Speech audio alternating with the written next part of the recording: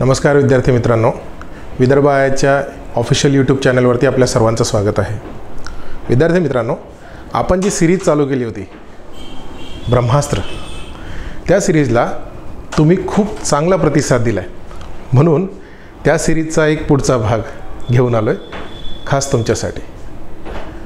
मित्रांनो, आपण आयोगाचे क्वेश्चन पेपर कसे सॉल्व करायचे, प्रत्येक प्रश्नाला बघण्याचा दृष्टिकोन कसा असायला पाहिजे, ह्यामध्ये आपण ॲक्च्युली तुम्हाला जे प्रश्न कठीण वाटतात ते लॉजिकली सुटतात की नाही हे मी तुम्हाला शिकवतो आहे, ठीक आहे।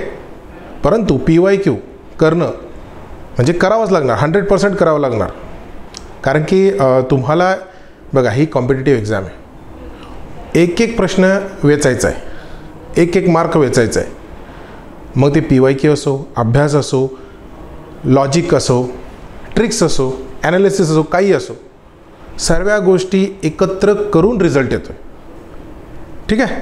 चला, आजचा जो पेपर आहे तो आहे कंबाईन गट क, जी आत्ता झाली होती आपली 2024चा।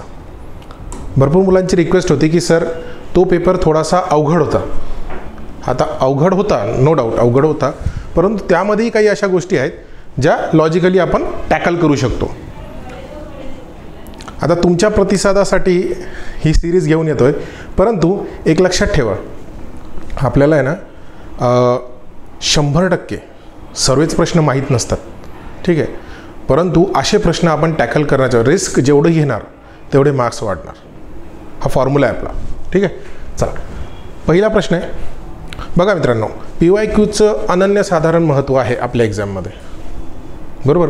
मी पुन्हा पुन्हा PYQ का सांगतो, कारण काही प्रश्न PYQ बेसिस असतात, काही नॉलेज बेसिस असतात, काही लॉजिक बेसिस असतात आणि काही ट्रिक बेसिस असतात। ह्या सर्वांचं मिक्सचर म्हणून आपला पेपर, ठीक आहे। पहिला प्रश्न बघा बघा काय दिले की प्रार्थना समाजाविषयी आहे। बघा, प्रार्थना समाजाच्या माध्यमातून खालीलपैकी कोणकोणत्या सामाजिक कार्य करणाऱ्या संस्था स्थापन झाल्या, ठीक आहे। प्रार्थना समाज, ठीक आहे, ह्यांची एक विचारसरणी, बरोबर। आणि याच्यामध्ये जर तुम्ही बघितलं तर ऑड मॅन आउट अशी सिच्युएशन आहे।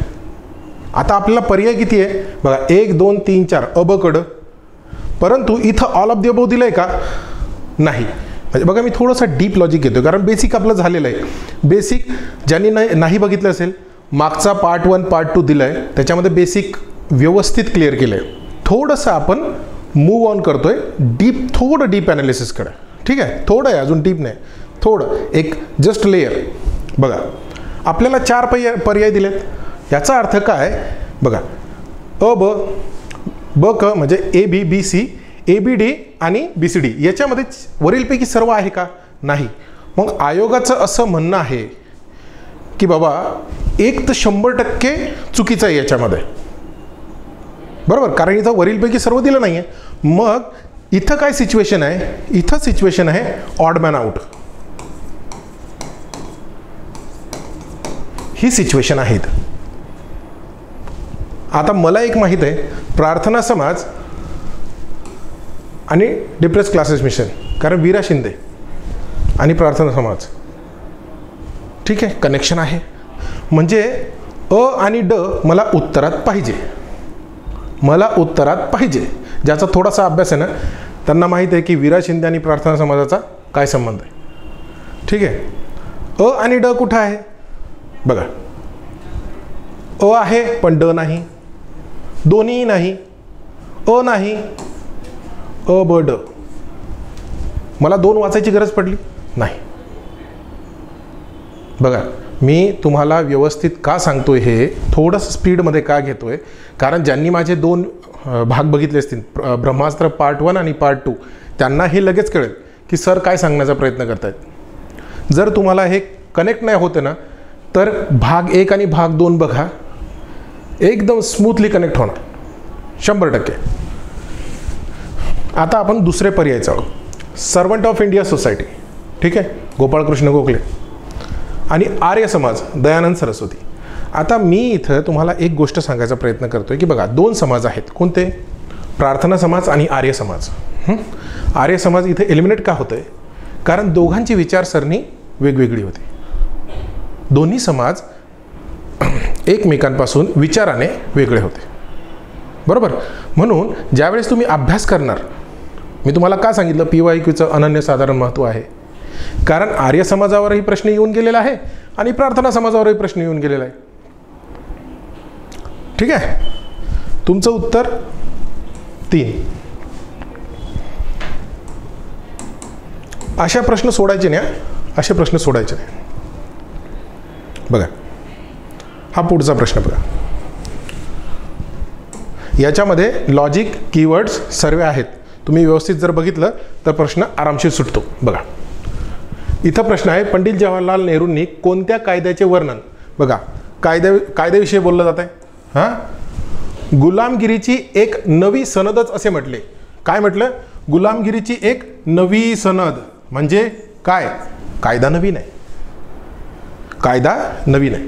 म्हणून आपण हा कीवर्ड घेतला, बरोबर. आता पंडित जवाहरलाल नेहरू यांचा उदय समाजकारणामध्ये, राजकारणामध्ये कोणत्या अधिवेशनानंतर झाला होता?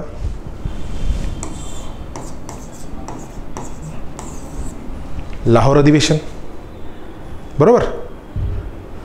लाहोर अधिवेशन नंतर. आता जनरली माणसाला एखादं मोठं पद भेटलं त्यानंतर एखादं स्टेटमेंट कोट केलं जातंय ना, ते खूप मॅटर करते, बरोबर. आता मला सांगा, 9 आणि 19 हे पर्याय येतील का? जर त्यांचा उदय 1929 नंतर, त्यांचं महत्त्व 1929 नंतर अजून वाढलं, अगोदरही होतं पण अजून वाढलं, मग काय यायला पाहिजे? बघा, 9 एलिमेंट झालं, 19 एलिमेंट झालं, हे 19 एलिमेंट झालं. प्लस याच्यामध्ये काय लिहिलंय? गुलामगिरीची नवी सनदच. काय म्हटलंय? नवी. इथं काय लिहिलंय? सुधारणा कायदा. हा काय? सुधारणा कायदा. तिथं असं लिहिलंय का गुलामगिरीची सुधारित सनद? नाही, नवी सनद. कायदा नवा आहे. बघा, हे थोडं डीप जात आहे. मी शब्दांना पकडतोय, कीवर्ड्सला पकडतोय. तुम्हाला थोडंसं, जे नवीन मुलं असतील त्यांना थोडंसं किचकट जाईल, परंतु हे असंच असतंय. आता काही मुलं जर असं म्हणतील की सर असं नाही चालणार, ये नाही चलेगा. बाबांनो, जे मार्क्स घेणारे आहेत ना, ते करतायत, ते करतायत. म्हणून सांगतो बघा, 1935 हा कायदा, याचं हे उत्तर. आणि कारण काय? ही का उत्तरापर्यंत आपण पोचलो, असे पोचलो. ठीक आहे, आय होप हे क्लिअर असेल. व्यवस्थित वाचायचं. मी नेहमी सांगतो, क्वेश्चन हा व्यवस्थितच वाचायचा. कारण क्वेश्चन ज्यावेळेस आपण व्यवस्थित वाचतो त्यावेळेस आपलं अर्ध काम संपत आहे. ठीक आहे, चला या प्रश्नावर. इथं आयोगाला, जसं आपण मागं बघितलं की आयोगाला काय अपेक्षित आहे, काय अनपेक्षित आहे. बघा, कंपनी सरकारने, प्रश्न क्रमांक 3. ठीक आहे, कंपनी सरकारने आपल्या सैनिकांसाठी उपलब्ध असलेल्या, ठीक आहे, आपल्या सैनिकांसाठी उपलब्ध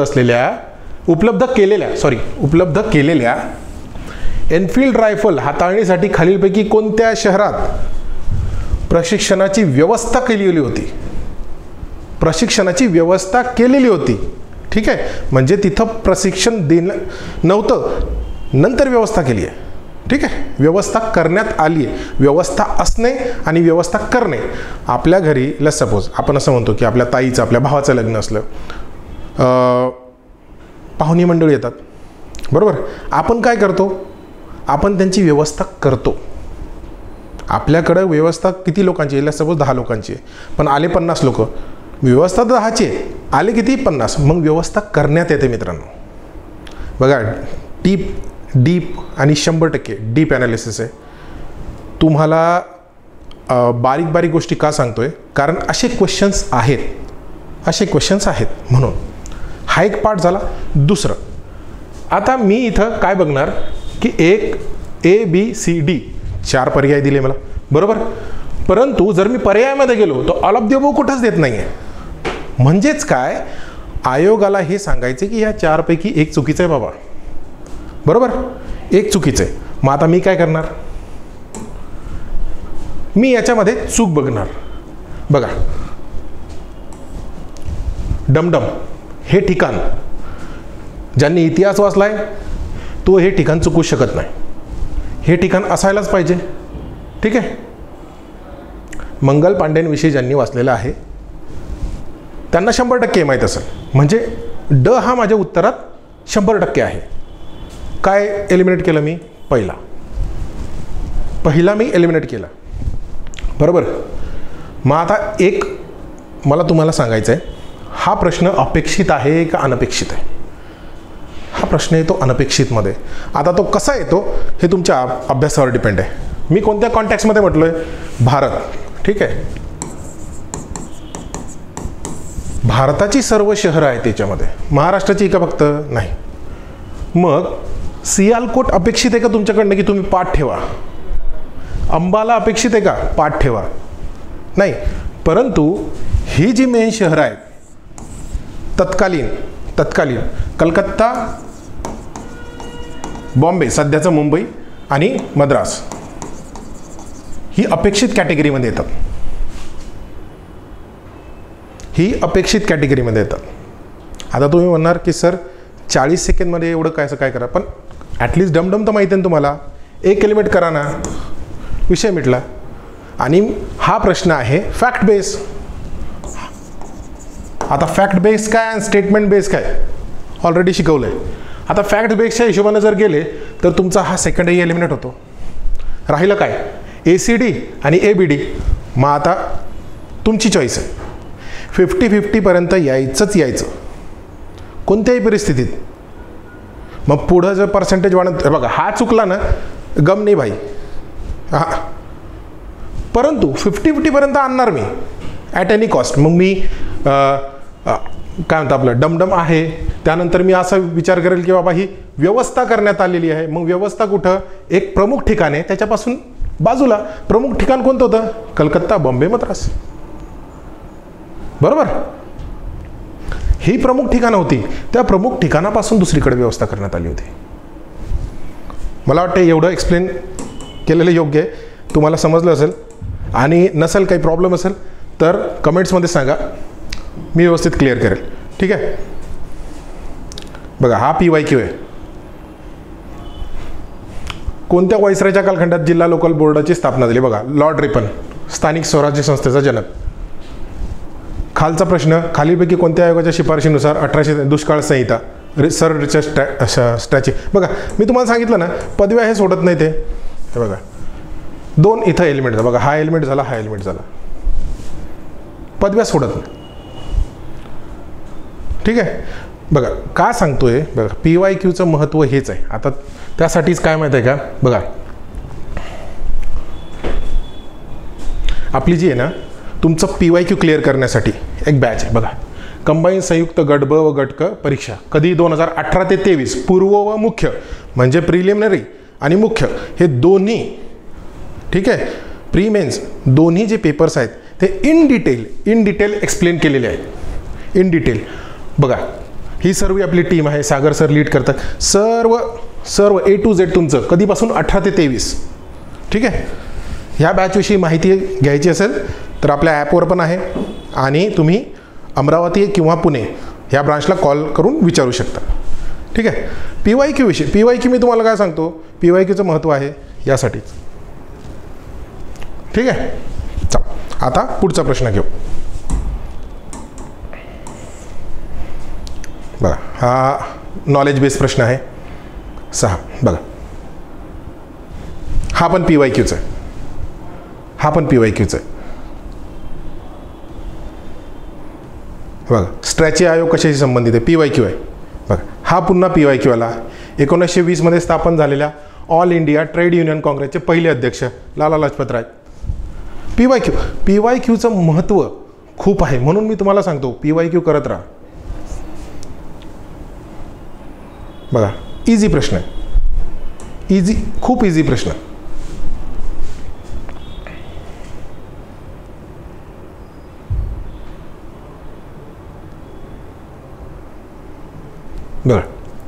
काय प्रश्न क्रमांक 11. ह्या प्रश्नामध्ये काय दिलं आहे, महाराष्ट्राचा अक्षरवृत्तीय विस्तार रेखावृत्तीय विस्तारापेक्षा कमी आहे. लेट्स सपोज मी नवीन आहे, मला ह्या गोष्टी नाही माहीत, पण मला एक माहीत आहे की महाराष्ट्राचे क्षेत्रफळ किती वेळेस येऊन गेलं आहे. मी तुम्हाला PYQचं महत्त्व सांगतोय. PYQचं महत्त्व किती आहे हे सांगतो. किती वेळेस येऊन गेला आहे तुम्हाला माहीत आहे. विषय मिटला. एक माहीत असलं उत्तर निघलं. आता कर्कवृत्त कुठून जाते बघा. एक साधीशी लाईन सांगतो, ती पाठ ठेवा. बघा इथं आहे ना, असं आहे, मित्र माझा राघू छाप. एवढं पाठ ठेवा. मिझोरम, त्रिपुरा, मध्य प्रदेश, झारखंड, राजस्थान, गुजरात, छत्तीसगड, पश्चिम बंगाल. झालं मित्र माझा राघू छाप. झालं तुमचं कर्कवृत्त पाठ झालं. ह्या राज्यातून जाते. बघा असे याला निमॉनिक्स म्हणतात. हे निमॉनिक्स पाठ करून ठेवा. ठीक आहे. निमॉनिक्स पाठ केल्याने तुमचा प्रश्न लवकर सुटतो. चला पुढचा प्रश्न घेऊ. बघा हा PYQचा आहे. हा बचपन MBA. बघा भारताची खालीलपैकी कोणत्या एका देशाची सर्वात जास्त लांब सीमा आहे. तुम्हाला त्यासाठी सांगितलं जाते की क्वेश्चन PYQ बेसिस काय. मुलं म्हणतात की हा प्रश्न आला, अरे तू मागचे PYQ केलेत का बाबा, एक वेळेस बघून तर घे. हां आता तुम्हाला थोडासा करंटचा काय रोल असतो ना आपल्या पेपरमध्ये, तो व्यवस्थित सांगतो. कारण करंट आणि स्टॅटिक यांचे ऋणानुबंध आहेत. जिथं करंटला जर एखादी बाब आली, जसं की मागं आलं होतं 29वी महानगरपालिका जालनाविषयी आलं होतं. ठीक आहे. मग इनडायरेक्ट वेमध्ये आपल्याला प्रश्न आला होता की बाबा महानगरपालिका आणि त्यानंतर कशी महानगरपालिका निवडतात, त्याची क्रायटेरिया काय आहेत. ठीक आहे. 50% लोकसंख्या असते का नाही, आपण मागच्या ह्याच्यात क्वेश्चन डिस्कस केलेला आहे. सो त्या बेसिसवरती हा फॅक्ट्स याच्यामध्ये आला होता GS मध्ये. आता मला सांगा अहिल्यानगर विषयी आलं आहे. ठीक आहे. आपल्याला माहीत आहे अहिल्यानगर नामकरण झालेलं आहे, बरोबर. आता ह्याविषयी करंटमध्ये आलं आहे, पण करंटमध्ये काही अपडेट होते ना, तर इथं GS मध्ये येते, बरोबर. करंटमध्ये अपडेट झाली, GS मध्ये आलं. मग माझं एक आता इथं लॉजिक काय सांगतंय ते बघा. आपल्याला माहीत आहे सर्वात मोठा जिल्हा. प्रश्न एक व्यवस्थित वाचून घेऊ. प्रश्न क्रमांक 14. 2011च्या जनगणनेनुसार महाराष्ट्रातील खालील जिल्हे आणि तेथील शेकडा शहरी लोकसंख्या यांच्या जोड्या लावा. आता आपल्याला एक माहीत आहे की 2 असे शहर आहेत, अहिल्यानगर आणि यवतमाळ. यांची शहरी लोकसंख्या 25% तर नाही. कारण काय, भूप्रदेश खूप मोठे ते. म्हणजे अहिल्यानगर तर महाराष्ट्रातील सर्वात मोठा जिल्हा आहे क्षेत्रफळाने, बरोबर. मग 25% येतील का यवतमाळला? 25% येतील का? नाही. म्हणजे 1 आणि 2 वर 1 असणार नाही, हा एक पर्याय असणार नाही. म्हणजे काय बघा इथं चेक करा, 1 आणि 2. इथं एक पर्याय कुठं आहे बघा, हा एक कट झाला आणि हा एक कट झाला. म्हणजे तुमचे हे 2 पर्याय गेले. आता जो खेळ आहे तो या दोघांमध्ये. इथून तुम्ही जे काय निवडाल ना ते पुढचं. माझं म्हणणं एवढं आहे की अहिल्यानगर एवढा मोठा भूप्रदेश आहे, यवतमाळ जवळपास 6व्या नंबरचा आहे क्षेत्रफळाच्या हिशोबाने जिल्हा मोठा. तर मग त्याची जी 25% लोकसंख्या राहणार आहे. ठीक आहे. अहिल्यानगर एक वेळेस समजू शकतो, पण यवतमाळ तर बिलकुलच नाही, बरोबर. आता हे झालं काय, हे तुमचं झालं बेसिक लॉजिक. बेसिक आहे हे, एवढं काही डीप नाही, हे बेसिक आहे. परंतु 50-50 वर येणं, हा 50% तुम्ही निवडलाय, हा कसा निवडलाय, कोर अभ्यास आहे का? ठीक आहे. पण आपल्याला एक जनरल सेन्स असायला पाहिजे की मला क्वेश्चन आलाय ना, मग मी कोणत्या पद्धतीने टॅकल करू. आता ह्या 2 जिल्ह्यांचे आहे ना क्षेत्रफळ छोटे आहेत, बरोबर.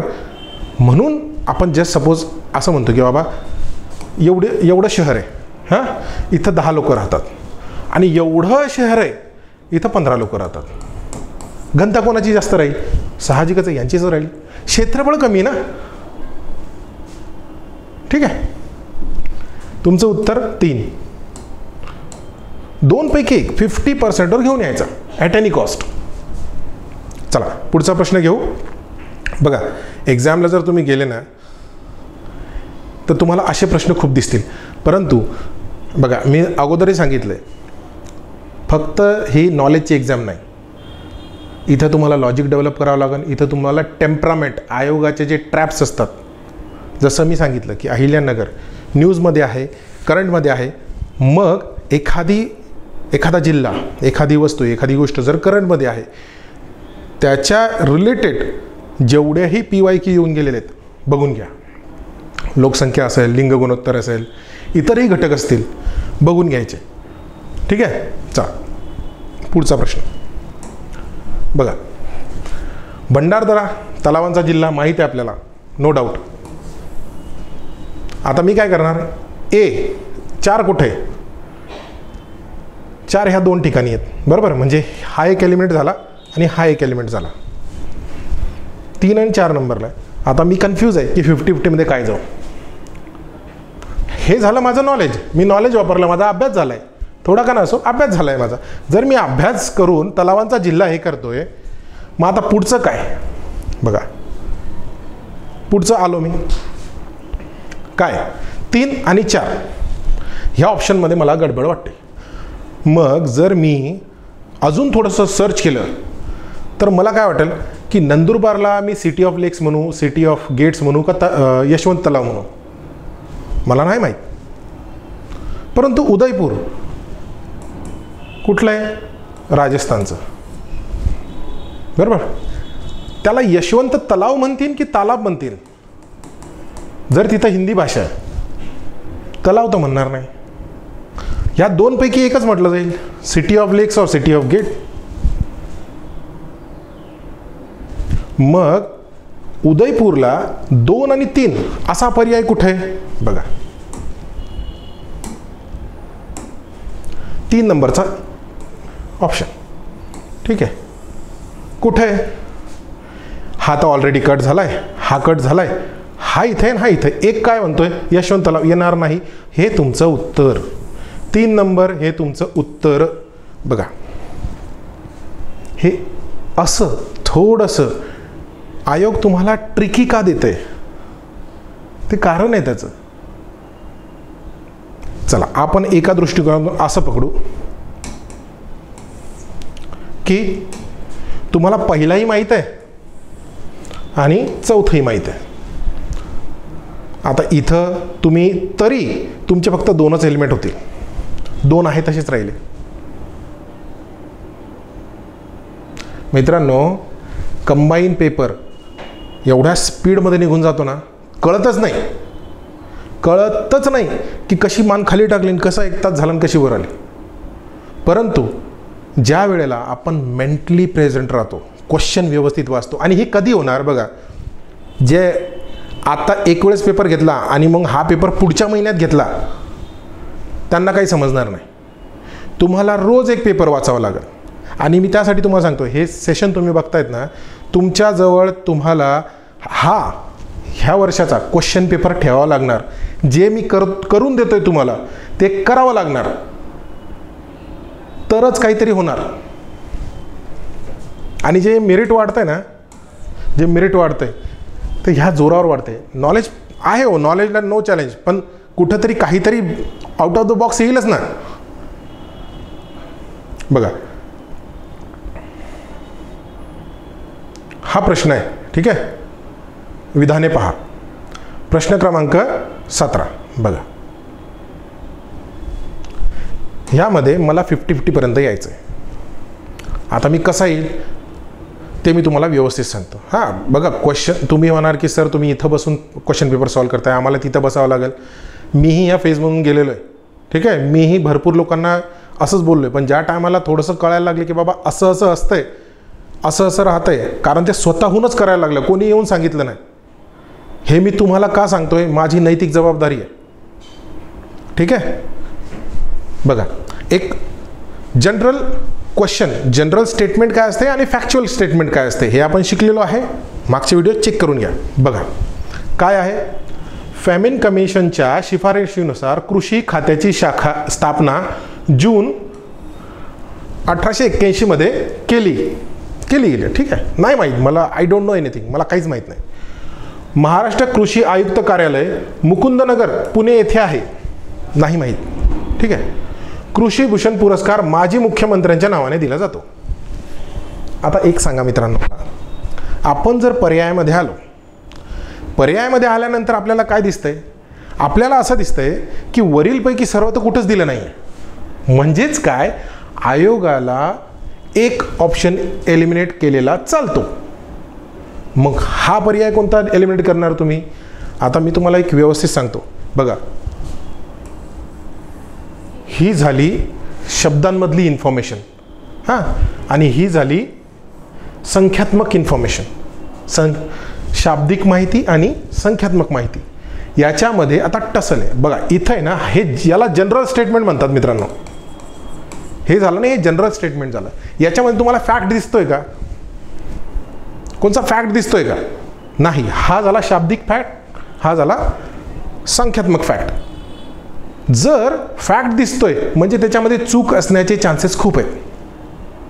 बघा, खूप व्यवस्थित बघा. नाही जर समजलं पुन्हा रिपीट करा, पुन्हा बघा. जर मी इथं चुकवण्याचे चान्सेस आहे, इथं चुकवण्याचे चान्सेस आहे, मला सांगा इथं कुठं चुकवू शकतो मी सांगितलंय का की कोणत्या राज्याचा मुख्यमंत्री आहे, कुठल्या, काहीच नाही. मी फक्त जनरल स्टेटमेंट देऊन टाकलंय. म्हणजेच जनरल स्टेटमेंट हे करेक्ट असणार, बरोबर. मग आता जर मी गेलो, मला सी उत्तरामध्ये पाहिजे, सी इथं आहे, सी इथं आहे, सी इथं आहे, माझा हा केला, ठीक आहे. मग एक बघा, एक तर मी याला एलिमिनेट करेन किंवा याला एलिमिनेट करेन, बरोबर. आता इथून समोरची रेस कशी चालू होते? जनरली काय असते मित्रांनो, जनरली जे जर तुम्हाला तारीख दिली ना पूर्ण, आता सपोज इथं दिली असती 1 जून 1881, सो जनरली ते बरोबर असण्याचे चान्सेस जास्त असतात. आता ही ट्रिक आहे, इथपर्यंत आपण लॉजिक लावलं. आता इथून पुढचं काम कोणतं? ट्रिकचं. कारण आपल्याला साम दाम दंडभेद सर्व करायचं आहे, सर्व लावून क्वेश्चन बरोबर घेऊन यायचं आहे. आणि प्रॅक्टिस करणार तेवढं पटापट होत जाईल, ठीक आहे. बघा, फॅमिन कमिशनच्या शिफारशीनुसार कृषी खात्याची स्थापना 1 जून, सपोज मी सांगलं 1 जून 1881 मध्ये केली गेली. ज्यावेळेस पूर्ण तारीख देतात ना, त्यावेळेस शक्यतोवर बरोबर असतात. पण पूर्ण तारीख नाही दिली, काय दिलंय? फक्त महिना दिलाय आणि इयर दिलंय. मित्रांनो, एलिमिनेट करायला शिका. ए जर मी एलिमिनेट करतोय, हा गेला इथं, हा गेला इथं. आता बी, सी आणि सी, याचं उत्तर, ठीक आहे, याचं उत्तर सी आहे, याचं उत्तर सी आहे. परंतु तुम्ही बी सी जरी केलं फिर भी कोई गम नाही, काही प्रॉब्लेम नाही.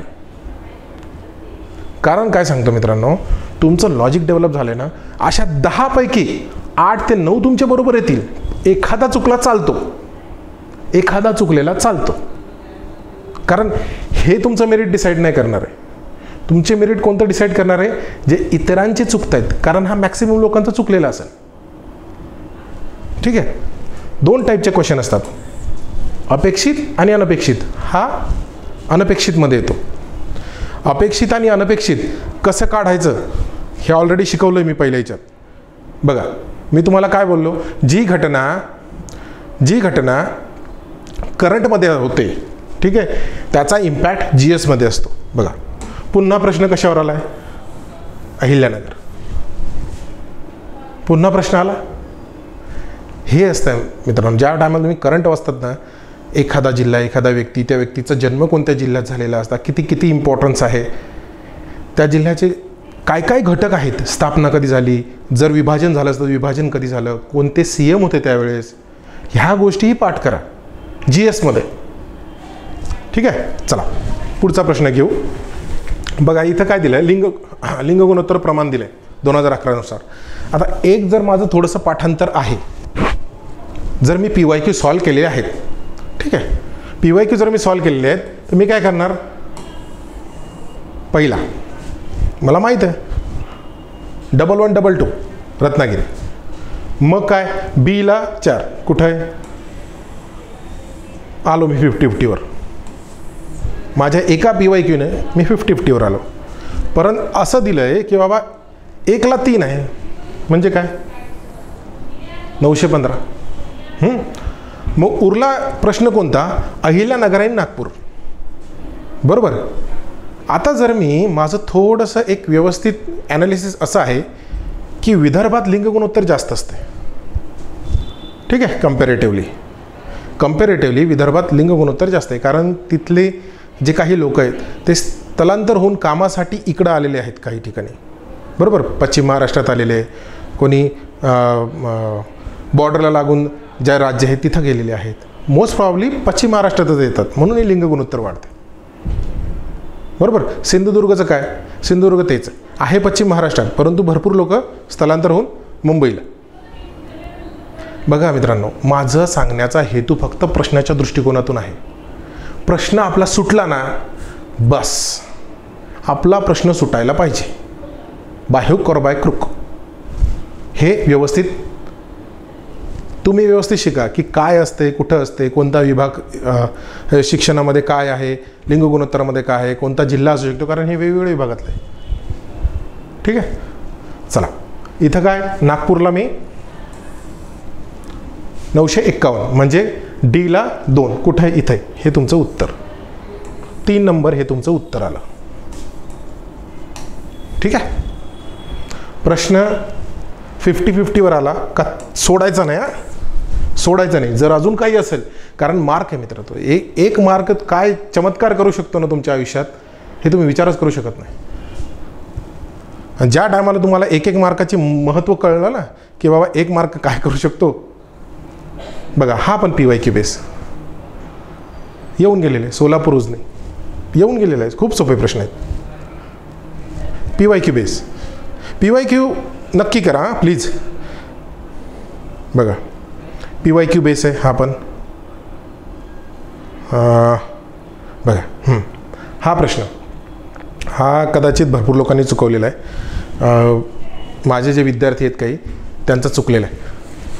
चला ठीक आहे, बघू. हा प्रश्न चुकायला नको होता. बरं, प्रश्न क्रमांक 21. ठीक आहे.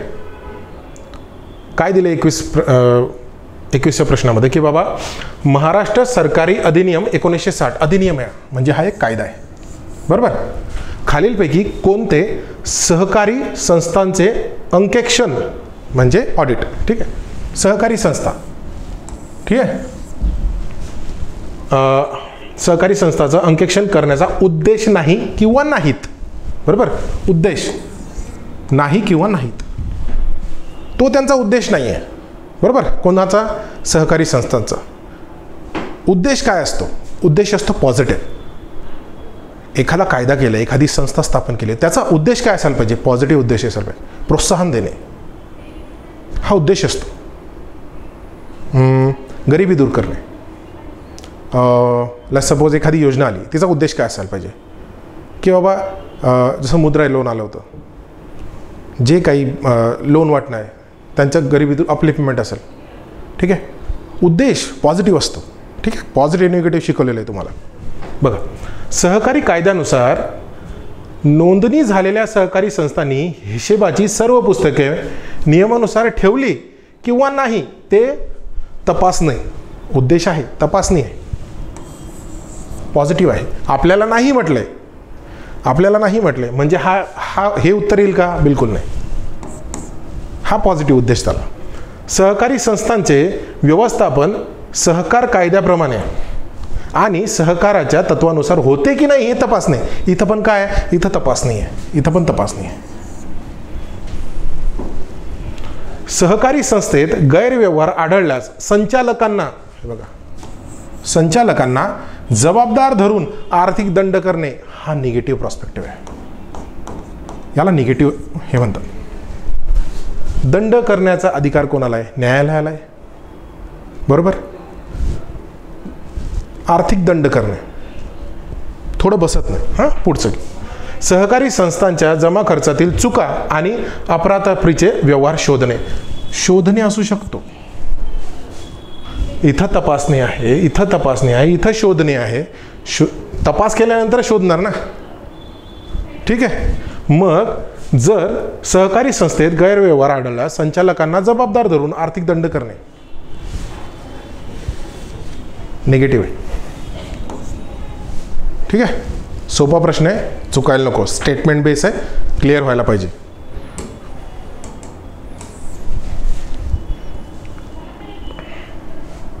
चला, याचं उत्तर सी. ठीक आहे, ओनली सी. सोपा प्रश्न आहे. GST. पुढचा प्रश्न बघा. हां, बघा, मी ज्यावेळेस हा प्रश्न वाचतो ना, मला एक गोष्ट नेहमी कळते की ज्या दिवशी मुलांना लॉजिक आणि ट्रिक याच्यामधला अर्थ कळाला, कारण लॉजिकलाच ट्रिक म्हणतात आणि ट्रिकलाच लॉजिक म्हणतात असं नसतं. लॉजिक ज्यावेळेस आयोगाने जो डेटा देते, हा डेटा दिला आहे ना, याच्या बेसिसवर लॉजिक असते. आणि जे पॅटर्न्स आहेत, आता पॅटर्न्स कसे मी तुम्हाला सांगतो की पॅटर्न्सच्या बेसिसवर तुमच्या ट्रिक ठरतात. हां, चला आता आपण व्यवस्थित हा क्वेश्चन वाचू. ए सेट आहे आपला. ए सेटमधला कितवा? 24वा प्रश्न. प्रश्न काय सांगतोय बघा. कॉन्टेक्स्ट काय आहे प्रश्नाचा? भारत रोजगार अहवाल 2024 संबंधित योग्य विधान किंवा विधाने ओळखा. ठीक आहे. हा अहवाल 1 मार्च 2024 रोजी प्रसिद्ध झाला. मला नाही माहीत झाला का नाही या तारखेला. पुढं, हा अहवाल आंतरराष्ट्रीय कामगार संघटना ILO आणि मानवी विकासासाठीच्या संस्था यांनी संयुक्तपणे तयार केला आहे. ओके. अहवालात वेगाने बदलणाऱ्या तंत्रज्ञानामुळे श्रमिक बाजारपेठेतील वाढत्या अस्थिरतेवर प्रकाश टाकण्यात आला आहे.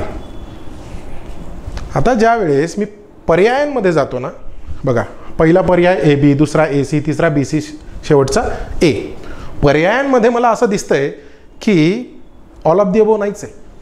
म्हणजेच आयोगाची अशी इच्छा आहे की एक बाजूला काढा, मिनिमम एक बाजूला काढा तुम्ही.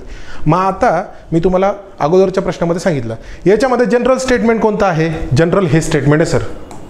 तिसऱ्या नंबरचं स्टेटमेंट जनरल आहे.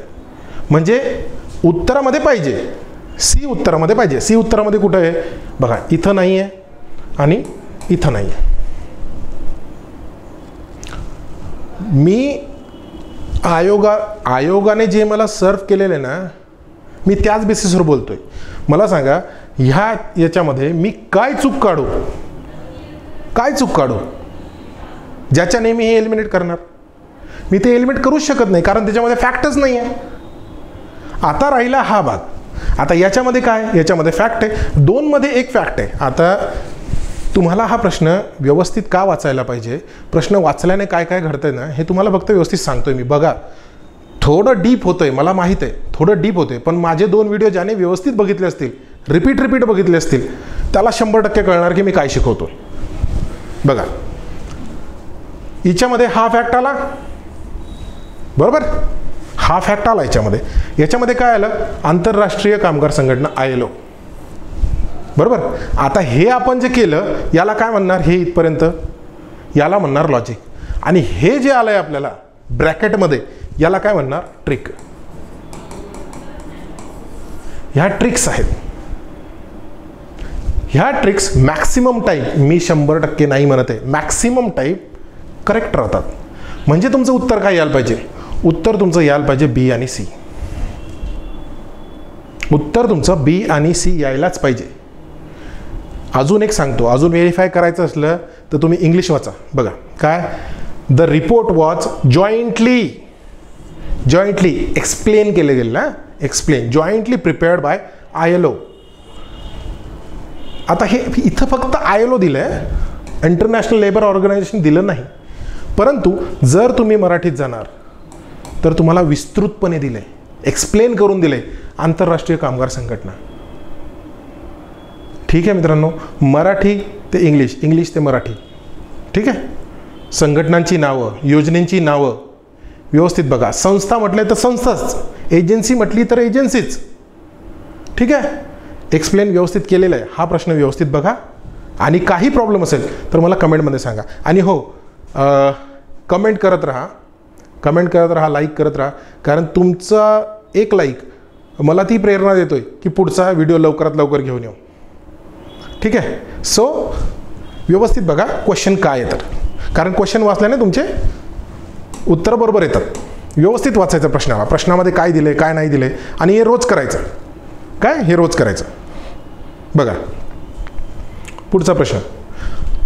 आता हा पूर्ण फॅक्ट्स आहे असं तुम्ही म्हणणार, ठीक आहे, परंतु मला तुमच्या डोक्यात फक्त एकच गोष्ट सांगायची आहे. प्रश्न वाचला ना की त्याच्यातल्या काही गोष्टी अशा आहेत ज्या आपल्या GSशी रिलेटेड आहेत, इतर घटकाशी. म्हणजे आता याचा जर संदर्भ लावायचा मला झाला तर मी जॉग्राफीशी लावण.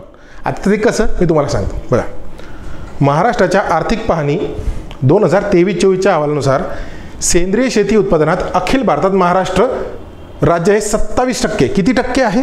27%. प्रश्न क्रमांक 25 आहे ए सेट ग्रुप C 2024चा पेपर जो 1 जूनला झालेला आहे प्रीचा. त्याच्यामध्ये 25वा प्रश्न काय आहे? 27% आहे. महाराष्ट्र 27% हिश्श्यासह टिंबटिंब क्रमांकावर आहे. मला एक सांगावं, 1/4 जो होल्ड करतोय स्टेक तो 5व्या नंबरवर असेल का? 5व्या नंबरवर असेल का? तो नाही, असूच शकत नाही. 5व्या नंबरवर, 5व्या नंबरवर असू शकत नाही. मग आता 1/4 होल्ड करतोय. मला सांगा, जॉग्राफिकली क्षेत्रफळानुसार आपण कितव्या? 3ऱ्या नंबरवर येतोय. पण याच्यामध्ये काय म्हटलं आहे की बाबा सेंद्रिय शेती, ठीक आहे, ऑर्गॅनिक ॲग्रिकल्चर. आता आपल्याकडं ऑर्गॅनिक ॲग्रिकल्चरमध्ये तरी आपण 27% होल्ड करतोय. दॅट डझंट मीन की आपण पहिल्या क्रमांकावर आहे, कारण अजून 73% बाकी आहेत ना, ठीक आहे. आणि हे उत्पादनानुसार आहे, ठीक आहे, उत्पादनात, लागवडीच्या हिशोबाने नाही, उत्पादनाच्या हिशोबाने. मग जर आपण 3rd होल्ड करतोय जागा आपली जॉग्राफी क्षेत्रफळाच्या हिशोबाने, तर 5वं तर बिलकुल नाही आपण, 27% आहे, ठीक आहे. हा एक तुमचा एलिमेंट झाला. आता इन जनरल तुम्हाला सांगतो, महाराष्ट्राविषयी जर माहिती असली ना तर समजून घ्या, हा संदर्भ महाराष्ट्राचा आहे. हा संदर्भ महाराष्ट्राचा आहे. हा 1 नंबरला नाही टाकणार. तुम्हाला पहिले ट्रॅप दिले जातात. हे काय आहे? हे कन्फ्युजन आहे. Then answer confusion. आता 2 आणि 3 आता तुमचा निर्णय आहे इथं काय करायचं ते, ठीक आहे. हा जो प्रश्न आहे ना याच्यामध्ये फक्त तुम्ही एवढं जरी लक्षात ठेवलं की 27%सह महाराष्ट्र 5व्या स्थानावर तर बिलकुल नसणार. हा जरी एक जरी एलिमिनेट झाला ना तरी तुमची ॲक्युरेसी वाढते, ठीक आहे. चला एक पुढचा प्रश्न घेऊ.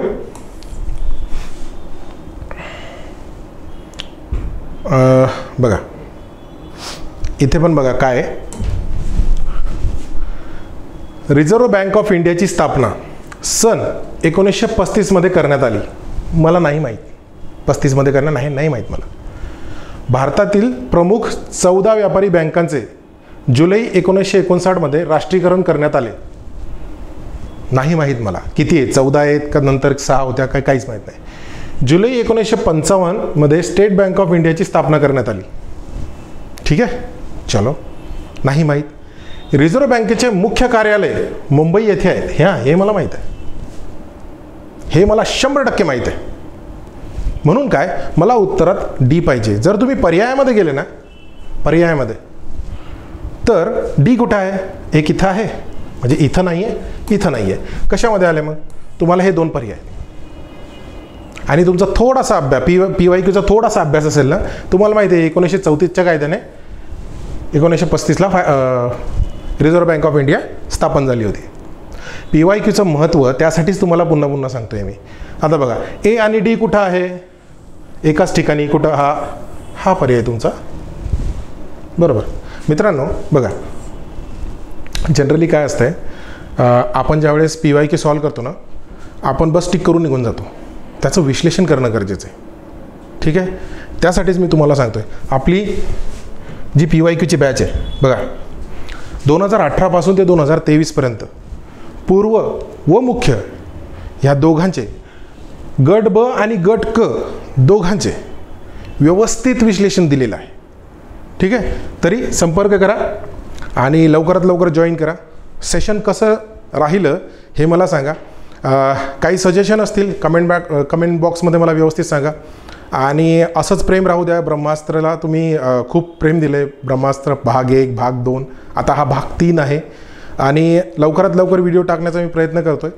फक्त एक काम करा, लाईक करा, शेअर करा आणि नवीन असाल तर विदर्भ IASला सबस्क्राईब करा. तुमचं प्रेम असंच राहू द्या. ठीक आहे. Thank you for watching Vidarbha IAS. Have a great day. Thank you.